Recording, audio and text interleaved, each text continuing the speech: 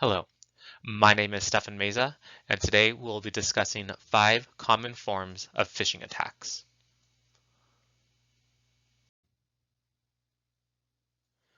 We'll discuss what phishing is, 5 common attacks, and how to prevent them, and I'll conclude with some closing points. Let's begin. First, let's start with defining what phishing is. According to Merriam-Webster, phishing is, quote, the practice of tricking internet users into revealing personal or confidential information which can then be used illicitly. In other words, phishing is not something you do on a nice summer's day, but rather a form of cyber attack where malicious actors attempt to access your private accounts such as personal email, social media, or other sensitive information. Once this information is gathered, it is then used to solicit a ransom payment, make fraudulent purchases, or further spread its reach into your inner circle. Now that we have a basic definition of what phishing is, let's discuss 5 different ways phishing attacks are executed at the individual level and simple steps one can take to prevent from falling victim.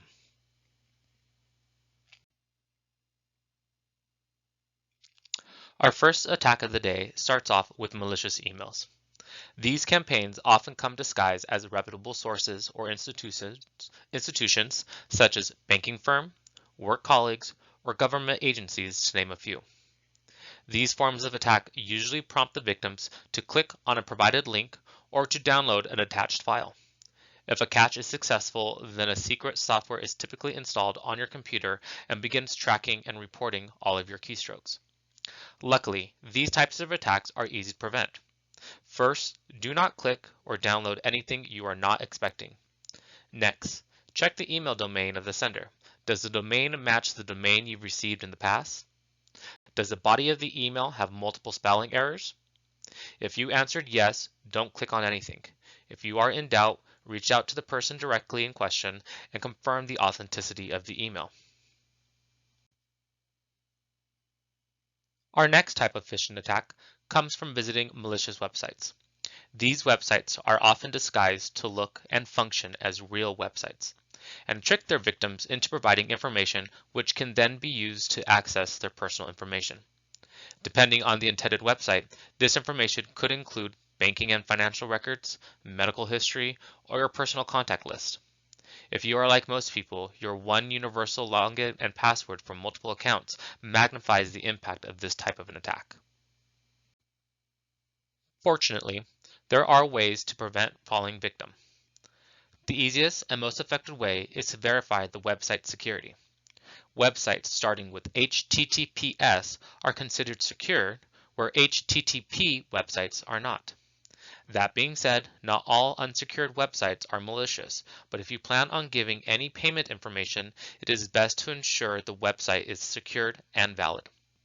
If you find yourself an unexpected victim of such an attack, you can try the following steps to mitigate the damage. First, call and notify any relevant institutions where your information might be compromised. For example, if your banking or credit card information is at risk, your institution can monitor your account and prevent or cross-verify any recent purchases. A halt on your card could be issued and a new one sent out.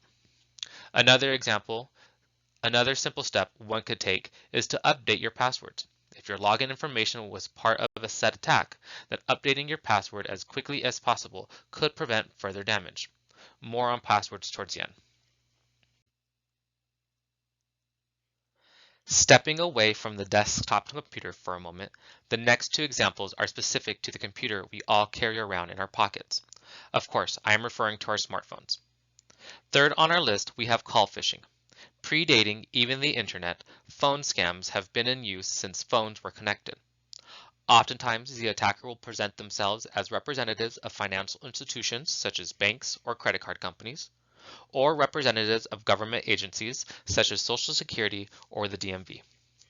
Usually, the victims in these tend to be among the most vulnerable among us, the older generation, young adults just starting out, or the severely handicapped. If an attacker has successfully made a phone connection, they will create a sense of urgency with serious consequences if action is not taken. Victims who are scared, caught off guard, and confused are pressured into providing payment and unwillingly part with their money. Luckily, in today's world, most smartphones can notify the receiver that the incoming call is likely a scam, hopefully preventing the chances of answering in the first place. Sticking with the smartphone, the next we are going to discuss text-related attacks. In this approach, similar to that of the email example, the victims receive a text message from one institution or another, organization, or a random number. The message will prompt the victim to click on the link, which will likely install spying software. This software then monitors your activity, logging and recording all keystrokes, thus gaining access to your private accounts such as social media, financial records, physical location, or even tracking your conversations. If you find yourself on the receiving end of this type of attack, there are a few simple steps you can take. First, you should check all your apps you currently have downloaded and delete any that are no longer being used or you did not download yourself. Second, if you can monitor the data usage on the apps for any high out of the ordinary usage. And finally, as with the previous example, update your passwords.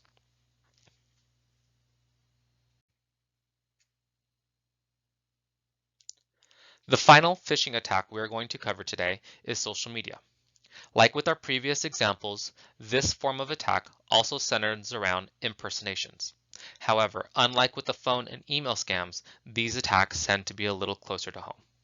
Usually, an attacker will stalk a person's Instagram account, see what kind of postings they share, what kind of people they follow, and who are the most interactive with their accounts.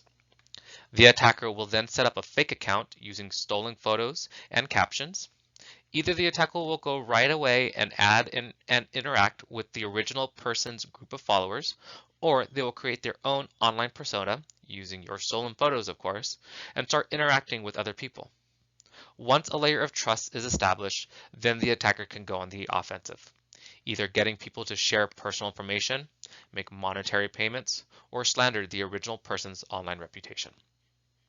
Unfortunately, there is little that can be done once a fake account has been established aside from reporting it to the social media company.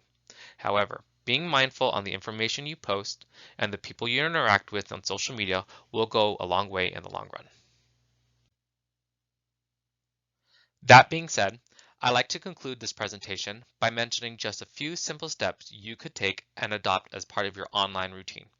First, change and update your password regularly. As a rule of thumb, a password should be between 8 and 12 characters in length, consists of upper and lowercase letters, numbers, and special characters. Second, install antivirus protection. If you do not already have one installed, you should. Having antivirus protection on both your phone and computers can help you prevent becoming victim by stopping tracking software from being installed in the first place. And lastly, if your personal economics allow, you can explore the identity theft insurance realm. Just like with health insurance, it doesn't seem necessary until you find yourself needing it. And with that, I conclude my presentation today on phishing attacks. I thank you for sticking with me to the end.